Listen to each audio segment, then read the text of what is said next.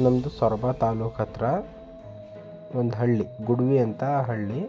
ಸೊರಬದ ಹತ್ರನೇ ಆಗುತ್ತೆ, ಸುಮಾರು ಒಂದು 14 ಕಿಲೋಮೀಟ್ರ್ ಆಗುತ್ತೆ. ನಮ್ಮದು ಸೊರಬದಲ್ಲಿ ಶಾಪ್ ಇದೆ. ನಾವು ಶಾಪ್ ಕ್ಲೋಸ್ ಮಾಡ್ಕೊಂಡು ಹೋಗೋದು ಸುಮಾರು 8:30 ಆಗುತ್ತೆ. ಒಂದು ಸಾರಿ ನೈಟ್ 8:30ಗೆ ಮನೆಗೆ ಹೋಗಬೇಕಾದ್ರೆ ಸ್ಕೂಟ್ರ್ ತೊಗೊಂಡು ಹೋಗ್ತಾ ಇದ್ದೆ. ಆ ಟೈಮಲ್ಲಿ ಅಲ್ಲಿ ಚಿತ್ರಟ್ಟಹಳ್ಳಿ ಕ್ರಾಸ್ ಅಂತ ಇದೆ, ಅಲ್ಲಿ ಒಂದು ಅಜ್ಜಿ ಕೈಯಲ್ಲಿ ಹಾಲಿನ ಕ್ಯಾನ್ ಹಿಡ್ಕೊಂಡು ಹೋಗ್ತಾ ಇತ್ತು. ಆಮೇಲೆ ನನ್ನ ಗಾಡಿ ನೋಡಿ ಕೈ ಮಾಡಿದರು ಅವರು. ನಾನು ಅವ್ರ ಪಕ್ಕ ಹೋಗಿ ನಿಲ್ಲಿಸ್ದೆ ಗಾಡಿನ. ಏನಮ್ಮ ಅಂತ ಕೇಳಿದೆ. ಆವಾಗ ಅಜ್ಜಿನಂತೂ, ನನ್ನ ಮಗ ಇಲ್ಲೇ ಚಿತ್ರಟ್ಟಹಳ್ಳಿ ಕ್ರಾಸ್ ಹತ್ರ ನನಗೆ ಬಿಟ್ಟು ಹೋದ್ನಪ್ಪ, ನಮ್ಮ ಮನೆ ಇಲ್ಲೇ ರಸ್ತೆ ಪಕ್ಕನೇ ಇರೋದು, ಲೈಟ್ ಹಾಕಿದ್ದಿರುತ್ತೆ, ಅಲ್ಲಿವರೆಗೂ ಬಿಟ್ಟು ಬಿಡಪ್ಪ ಅಂತ ಹೇಳಿದರು. ನಾನು ಆಯ್ತಮ್ಮ ಹತ್ತಿ ಅಮ್ಮ ಗಾಡಿ ಅಂತ ಅವ್ರನ್ನ ಸ್ಕೂಟ್ರ್ ಮೇಲೆ ಕೂರಿಸ್ಕೊಂಡೆ. ಆಮೇಲೆ ಹೋಗಬೇಕಾದ್ರೆ ಆ ರೋಡಲ್ಲಿ ನೈಟ್ ಒಂದು ವೆಹಿಕಲ್ ಕೂಡ ಅವತ್ತು ಇರಲಿಲ್ಲ. ಮತ್ತು ತುಂಬ ಹಾರಿಬಲ್ ಆಗಿತ್ತು. ಒಂದು ಲೈಟ್ ಅಂದರೆ ಫುಲ್ ಕಾಡು ರೋಡ್ ಅದು. ಆ ಟೈಮಲ್ಲಿ ಏನಾಯಿತು ಅಂದರೆ, ಆ ಅಜ್ಜಿ ಮನೆ ಸುಮಾರಷ್ಟು ಒಂದು 50 ಮೀಟ್ರಷ್ಟು ದೂರ ಇದೆ. ಲೈಟ್ ಹಾಕಿರೋ ಮನೆ ಇತ್ತು.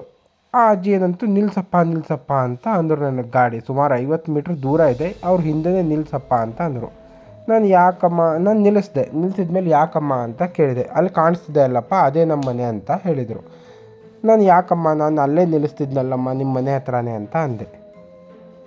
ಆವಾಗ ಆ ಅಜ್ಜಿ ಹೇಳ್ತಾರೆ, ನನ್ನ ಸೊಸೆ ಸರಿ ಇಲ್ಲಪ್ಪ, ಯಾರ್ಯಾರ್ದೋ ಬೈಕಿನ ಮೇಲೆ ನಿಮ್ಮ ಅಮ್ಮ ತಿರುಗ್ತಾ ಇದ್ಲು ಅಂತ ಹೇಳಿ ನನ್ನ ಮಗನಿಗೆ ಹೇಳಿ ಹೊಡೆಸ್ತಾಳೆ, ನನ್ನ ಮಗ ಸೊಸೆ ಇಬ್ಬರು ಸರಿ ಇಲ್ಲ ಅಂತ ಹೇಳಿದರು.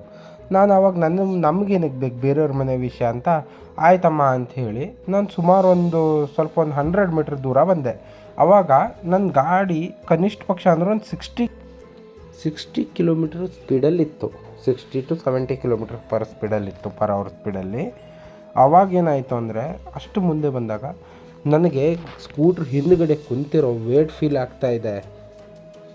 ಮತ್ತು ಕೈ ಬಂದು ನಂದು ಒಂದು ರೈಟ್ ಶೋಲ್ಡ್ರ್ ಮೇಲೆ ಇಟ್ಟು ನಿಲ್ಸಪ್ಪ ಗಾಡಿನ ಅಂತ ಆ ಅಜ್ಜಿ ತುಂಬ ರಫ್ ಆಗಿ ಗಾಡಿ ನಿಲ್ಲಿಸು ಅಂತ ಒಂಥರ ಒರಟು ಧ್ವನಿಲಿ ಹೇಳ್ತಿರೋ ಹಾಗೆ ಫೀಲ್ ಆಯಿತು. ಸುಮಾರು ಒಂದು 20 ಸೆಕೆಂಡ್ ಆ ರೀತಿ ಫೀಲ್ ಆಗಿದೆ ವೀಕ್ಷಕರೇ ನನಗೆ. ಆಮೇಲೆ ಸಡನ್ಲಿ ಏನಪ್ಪ, ನನ್ನ ಕೈಯೆಲ್ಲ ವೈಬ್ರೇಷನ್ ನಡುಕ ಸ್ಟಾರ್ಟ್ ಆಗಿಬಿಡ್ತು.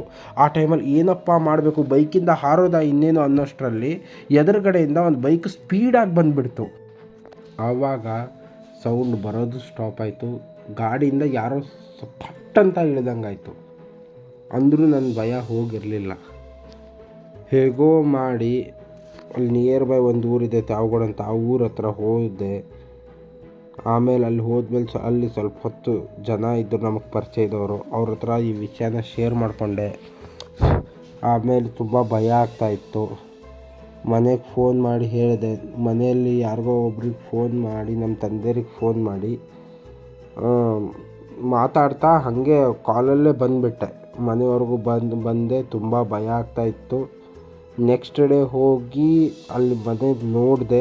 ಆ ಮನೆ ಕೂಡ ಇತ್ತು ಅಲ್ಲಿ. ಅದು ಯಾವ ಮನೆ ಅಂತ ಹೇಳಲ್ಲ.